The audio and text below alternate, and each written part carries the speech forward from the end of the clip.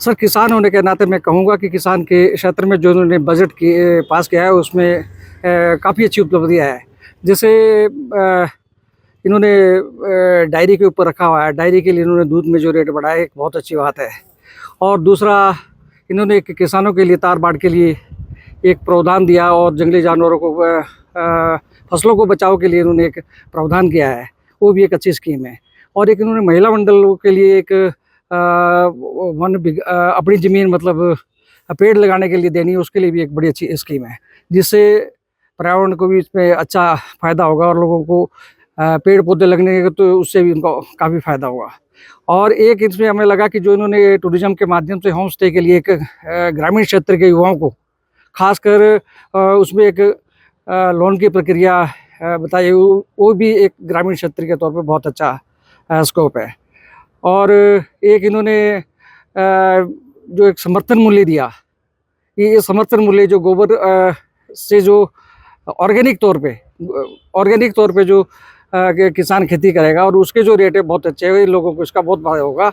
और जो क्षेत्र के जो किसान है अगर इसका सही सदुपयोग करेंगे तो बहुत फ़ायदा होगा। मैं चाहूँगा हिमाचल सरकार से कि भी इसमें एक किसानों के प्रति एक शिक्षा का विस्तार अच्छा होना चाहिए, ताकि किसानों को जो प्रोग्रेसिव फार्मर है उनके माध्यम से ही किसानों को सुझाव देना चाहिए, ताकि ये जो प्रैक्टिकल जिस लोगों ने कर चुका है वो अगर लोगों को बताएगा तो उससे बहुत बड़ी उपलब्धि होगी। Thank you. बजट यदि गवर्नमेंट एम्प्लॉय के विषय में देखें तो थोड़ा अच्छा है, लेकिन यदि हम टूरिज़्म पॉइंट ऑफ व्यू से देखें तो थोड़ा सा पुअर शो रहा है।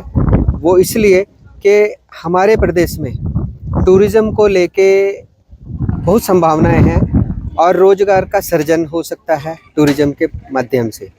और यदि स्पेशली हम अपने सिरमौर की बात करें तो सिरमौर में बहुत सारे एस्पेक्ट्स हैं टूरिज़्म को बढ़ाने के लिए। जैसे हमारे दूर दराज के हरिपुर धार है, उसमें टूरिज़्म प्रमोट हो सकता था। और जो ग्रामीण युवा है उनको रोज़गार का सृजन उनके लिए हो सकता था। उसमें थोड़ा सा मुख्यमंत्री महोदय जी ने थोड़ा सा कम अपना रुझान दिखाया है। और जो हम बात करें कि बेरोज़गारी की तरफ भी ये बजट कम रहा है, क्योंकि हमारे प्रदेश में बहुत सारे लोग बेरोज़गार हैं, उनके लिए रोज़गार सृजन की बात इस बजट में नहीं हुई है।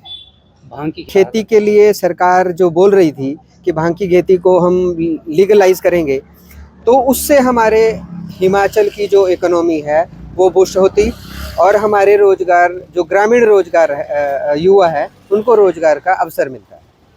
जिस तरीके से वित्तीय घाटा सरकार को पिछले कुछ समय से हुआ है, उसके बावजूद भी जो सरकार ने 55,000 करोड़ के लगभग जो बजट पेश किया है वो बहुत ही बेहतरीन है।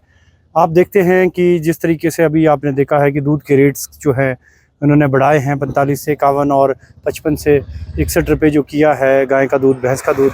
इसके अलावा जो है आप देख रहे हैं आंगनवाड़ी कार्यकर्ता, सहायिका मज़दूरों की दैनिक मजदूरी जो बढ़ाई है उसको लेकर भी है। मनरेगा का जो है वो भी इन्होंने बढ़ाया है।